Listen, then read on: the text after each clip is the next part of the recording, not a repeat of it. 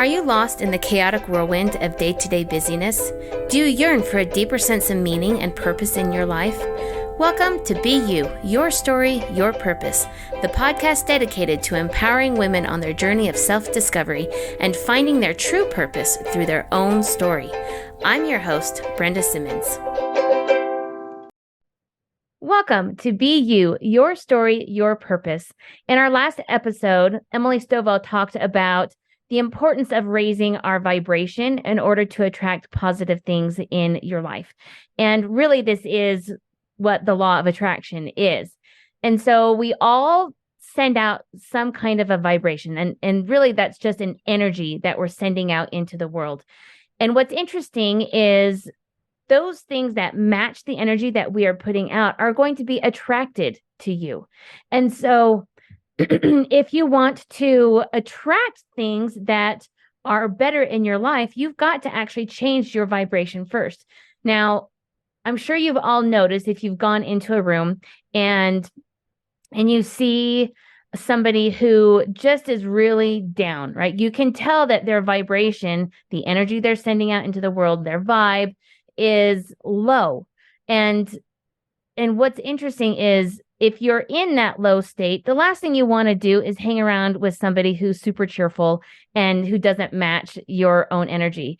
There's only so much of that you can take. So truly, misery does love company. But I think the opposite is true too.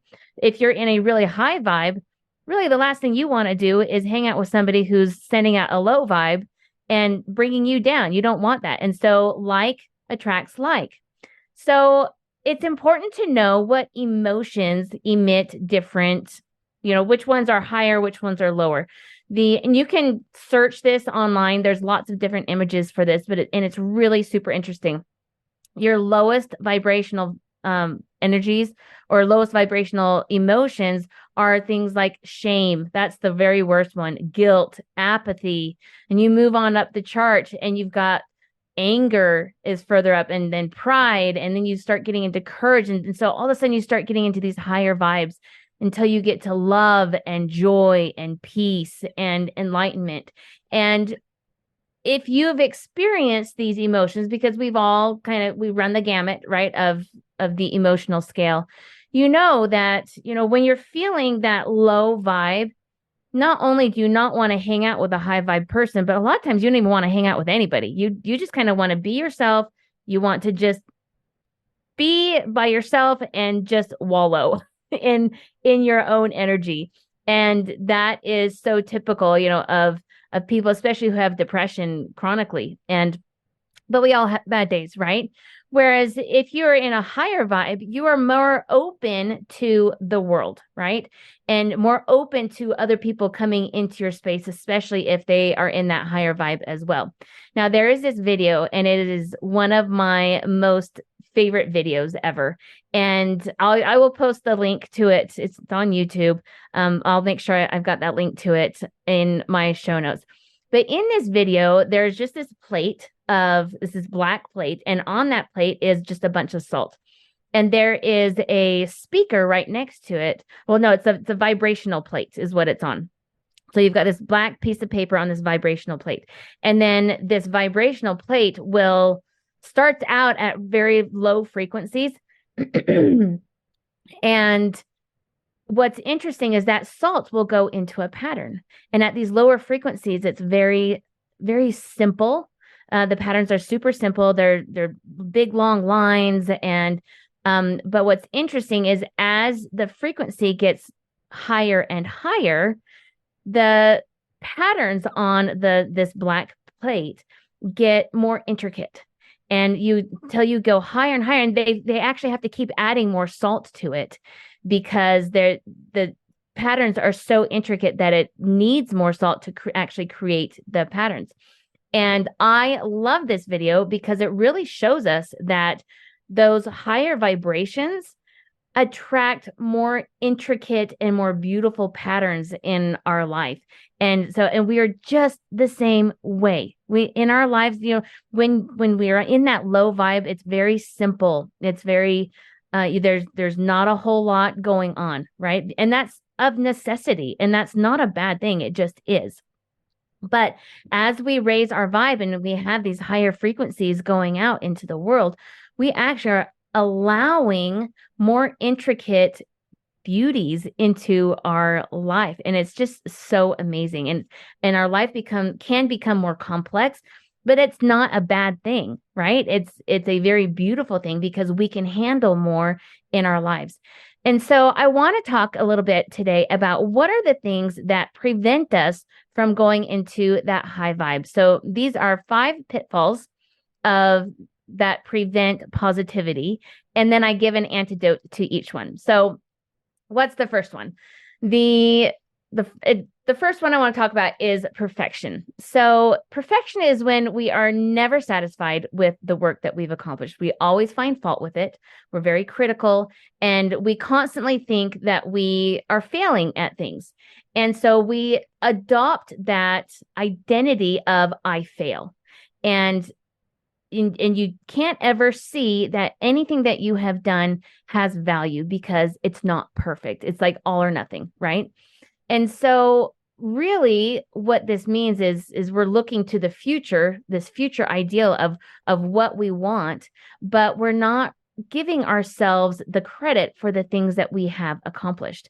And so your antidote to perfectionism is to focus on your progress rather than a flawless outcome. Embrace the mistakes as opportunities to learn. And if you really think about your failures or the mistakes that you've made as an opportunity to learn, then no matter what, you're winning, right? And so you can celebrate those achievements no matter how small they are. And one of the really great things that I've started to do is just to count your wins every single night, to sit down and go, okay, what was it that I accomplished today? And not just checking off a list, but what were the things that I consider winning? And if you really look at that and focus on the wins that you have, it helps us to get out of that perfectionism mindset that can be so super destructive. So the first pitfall is perfectionism. And it's something that so many of us fall into, and yet it just does no good. No good at all. And I think sometimes we even project this on our kids, maybe even unintentionally. And this is something that I've had to work with some of my kids on. They don't, and let them know that, yeah, your best effort is great, but you know what? That best effort changes every single day, and it's okay. And we've got to be able to give ourselves that grace too, that maybe our best today is half of our best yesterday. And that is still a win. It is still a win because you are showing up. All right. Number 2 is envy. Now, this is something that I have actually really struggled with. And I have grown up comparing myself all the time. I've got an older brother and sister who I just thought were perfect. And I just thought that I couldn't ever measure up to them. And obviously that's not true. And they've told me that that's not true. But when you're little and you accept a truth and it becomes ingrained in your brain, it's really hard to get that out of your brain. It takes a lot of work. And so it starts with comparison. But here's the thing. Comparison in and of itself is not necessarily a bad thing. You can use comparison as a way to inspire yourself. And that's really the only time that it's good. But if you're comparing anybody to yourself, really the best person to compare yourself with is just you. And again, it's looking back at, look at all the things that I've accomplished, and this is where I want to go, and I'm inspiring myself. And that might be something that is totally out on a limb for some people. And I can tell you, for me, it was at when I first started my own self-improvement journey. It was totally, I couldn't do it. And so, but again, looking at the little wins in my life, I got to a point where I could see progress in my life. And I became very, very proud of myself for that. And so I used comparison to other people as an inspiration of, oh, I really like what this person is teaching. I'm going to try and do that too, that kind of a thing. So when comparison gets tricky is when you are constantly seeing your own failures in their strengths. And that's when it gets super dangerous. And it can even verge over into the envy, which is you wanting their life because it seems so much better than yours, or even one, a talent or a skill that somebody else has, and you think that you're a failure because you don't have those same talents or skills. So envy is really a thief of joy and positivity because we lose sight of who we are and really the blessings that we have in our own lives. And that when you lose that, it becomes really dangerous because you start to only look at the bad things in your life and start thinking that everybody else is so much better. But here's the dangerous thing about envy. We so typically will pick a piece of the pie and envy that piece, but we don't take into account the entire pie, and it might be a mud pie, right? And you're just seeing the whipped cream on top, right? Hiding it. So you have to take in the entire story of what you are, quote unquote, envying. And when you really take into account all of that, is it really better than your own story? And most of the time, it's not, because guess what? We all deal with crap. We all have challenges. We all have struggles. We all have strengths and weaknesses. We all have thoughts that degrade ourselves and things that bring us down. And so if you take into that whole thing, you will realize that, oh, it's not all roses and all good. Other people have struggles as well. And I don't know if you've ever heard the phrase, love your own trials. I can't remember how it goes, but truly, if we look at other people's struggles, would you really want to trade them? And most of the time, the answer is no. And so I challenge you to really look at the entire picture if you are struggling with envying somebody else. I really took this on, and I really love that whole concept of seeing the whole thing, and it changed my whole perspective on envying. And really, it helped me to celebrate my own journey and my own strengths and my weaknesses, because, it's really my weaknesses that help me to see that I do have other strengths too. I know that's kind of a weird dichotomy, but it seemed to be true for me that if I saw a weakness in myself, I challenged myself to then go, okay, well, what are my strengths then? And if I took time to really look at that and pay attention to the things that I was good at, that really helped me to have a little bit more grace for myself too. So here's your antidote to envy. Practice gratitude by acknowledging your own accomplishments and your own skills and your own talents, and only look to others for inspiration so that you can find the what's the word? The inspiration, the energy to go after something that you want in your life because somebody else has done that and you admire that about them. So count the good things that happen to you. Now, this is something else that I do. So not only do I count my wins, I also count good things that happen. They're not necessarily wins, but my life is better because of these things that happen. And so notice those good things that happen and write them down and count them and see what they do to your life. All right. So the first one is perfectionism. The second one is envy. The third pitfall that prevents positivity is stress. And wow, this is the big one.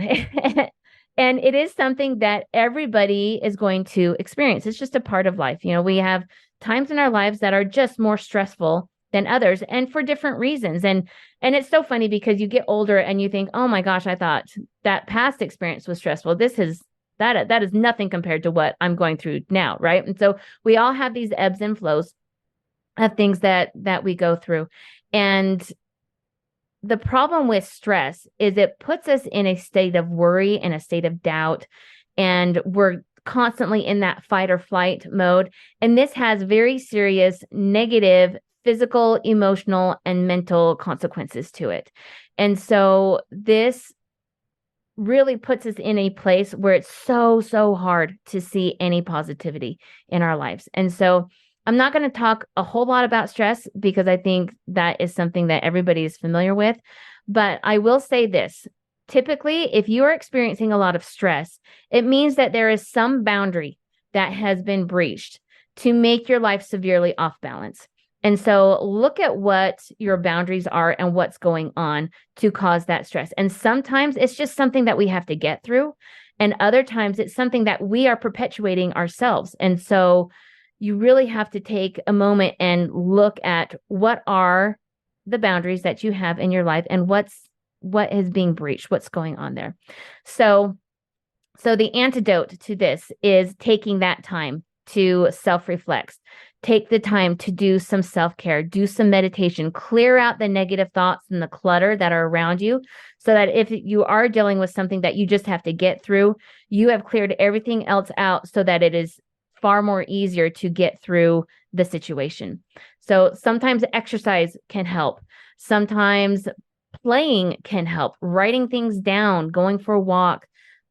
Just get the thoughts out of your head through journaling. There are so many things that you can do to combat stress, and really that's very individual. And so if you've got a way that you handle stress, I think the first thing to do is to notice that you are stressed so that you can then do those things that help you. If you don't know what really can hit home with you, then take some time to just experiment. And I've done this so many times, and there are sometimes I'll be in the middle of something and I'm like, oh, this is not helping me at all. Time to switch and do something else. And that's okay. It's trial and error. That's what life is all about. And sometimes what you need in the moment is going to be different than your typical go-to answer. And so give yourself a little bit of grace to know what it is that you need in that moment. Okay, so the third one was stress. The next one is lack of sleep. And I have really struggled with getting enough sleep just within the last year. And I've had moments in my life where I was super stressed and that was causing my lack of sleep. But this seemed to be a little bit more chronic. And what is interesting is I was going through a period of time where I was just like, I was so irritable and so negative, like everything, like my thoughts were just on a spiral downward. And, and it's frustrating, after I've worked so hard at this for so long, you work hard on something and doesn't necessarily mean that it's going to be like that forever, right? Like it still takes work to maintain. And I just noticed that I was really struggling thinking good things, not just, and especially just attacking myself. Why can't I do this? And then that would bleed into not treating people around me very kindly. And I finally was like, I've got to figure out what is going on. And I realized I was just tired. I was exhausted. And so I took some time one weekend. I said, my whole goal is just to feel rested by the end of the weekend. And I didn't make any plans and I let myself just lay around. I loved reading. If I fell asleep, I slept. I just really focused on just getting my body the rest that it needed. And I was absolutely amazed at the difference that it made in my life. So lack of sleep causes a lot of problems. Like in me, it can cause or like me, it can cause, severe negativity. It can lead to mood swings and irritability with other people. And here's the ironic thing about being consistently and chronically tired is you lose the ability to see that that is the problem. And that's what was super interesting to me. I was trying everything that I knew. I was journaling, I was doing all these things. And finally it dawned on me that, oh my goodness, I'm just tired. That's it. That's all. that was the whole problem. And so the antidote obviously is to get more sleep, right? And to get the rest that you need. That is sometimes easier said than done though. We have to figure out what's the cause of the lack of sleep? Do you just have a bad habit of going to bed too late and then you have to get up early? And if that's what it is, then that's a really easy fix. But that's not always the case. Like for me, I've been dealing with some hormonal things, and so trying to figure out, okay, well, what do I do to combat this? And like I would wake up with leg cramps all the time, which to me indicated I probably have a hormonal imbalance. And so I was trying to research that. I have found, by the way, that a lot of times lack of sleep is because we are low in magnesium. And so I've way upped my magnesium and have seen a huge, huge benefit. So if you struggle with lack of sleep and you don't know what it is, try magnesium because and there are different kinds, and I'll let you research what it is. But yeah, that was huge, huge, huge for me. So, other things that can help you to, like, if you have a hard time falling asleep, you can do a bedtime meditation or hypnotherapy, or even when you're waking up in the middle of the night, still go back to that because that can help you settle your thoughts and settle your mind and your body so that you can go back to sleep.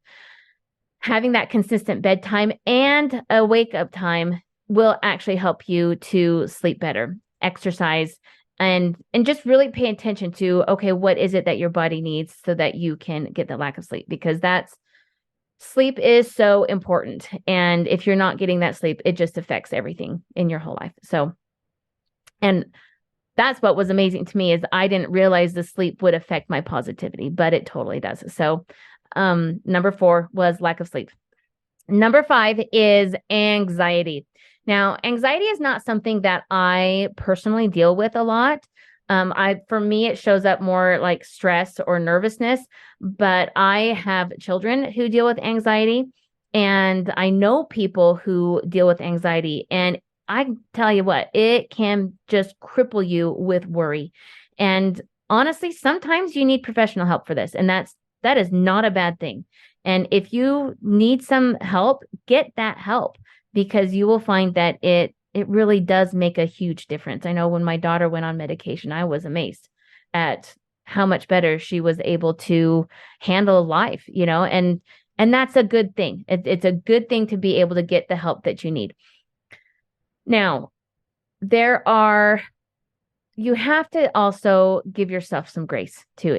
If anxiety is something that you deal with on the day-to-day, it can be very crippling. And pretty soon your thoughts can be, I'm never going to be able to get over this. And you may not. And that might just be part of your chemical makeup.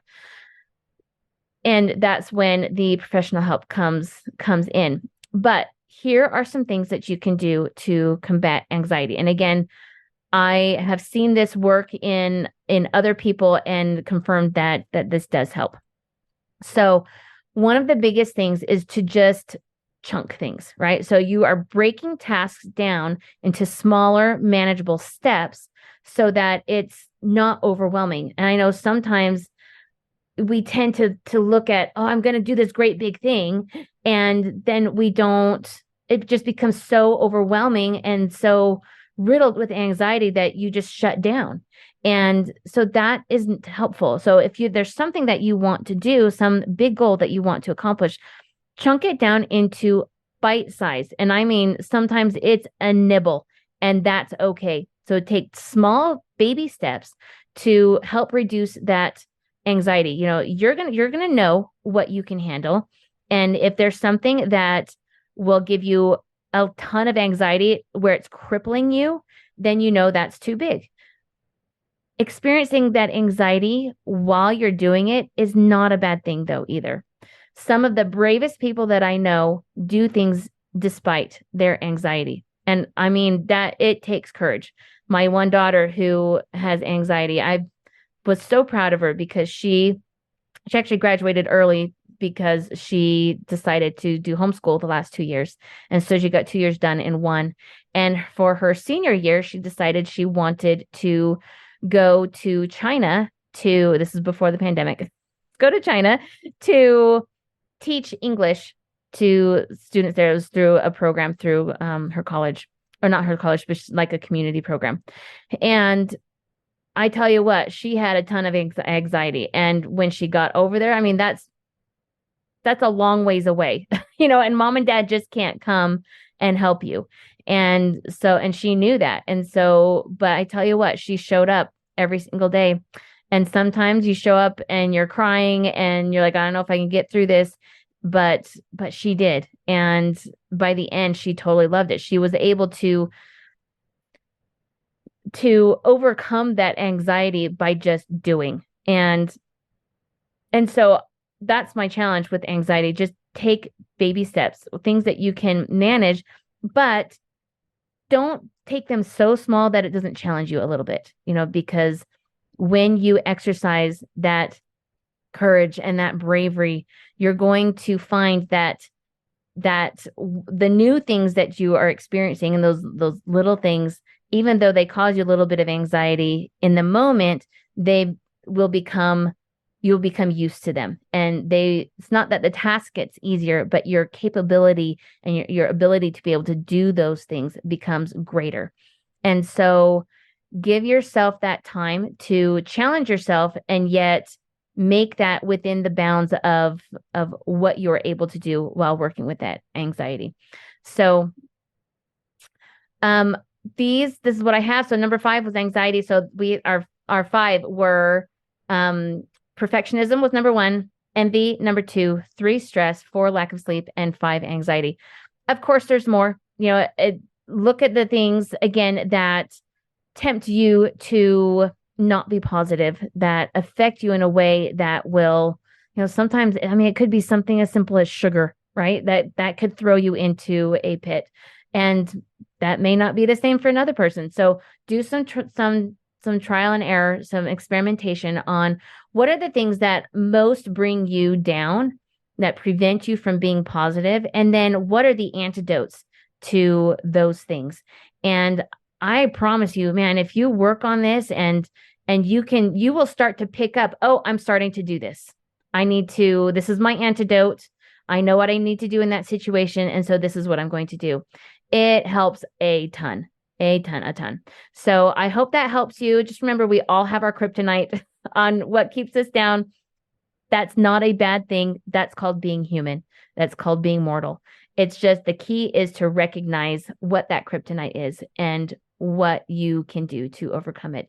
I hope this helped you. Remember, my friends, to be strong, and remember that your purpose is in your story. The things that happen to you, we can learn from and we can grow from, and we can be better people because of our story. And until next time, take care. Bye-bye. Celebrate your dreams, let them take flight, for you are a star, shining bright in every step you take. Let your light glow, being you is the greatest way to grow.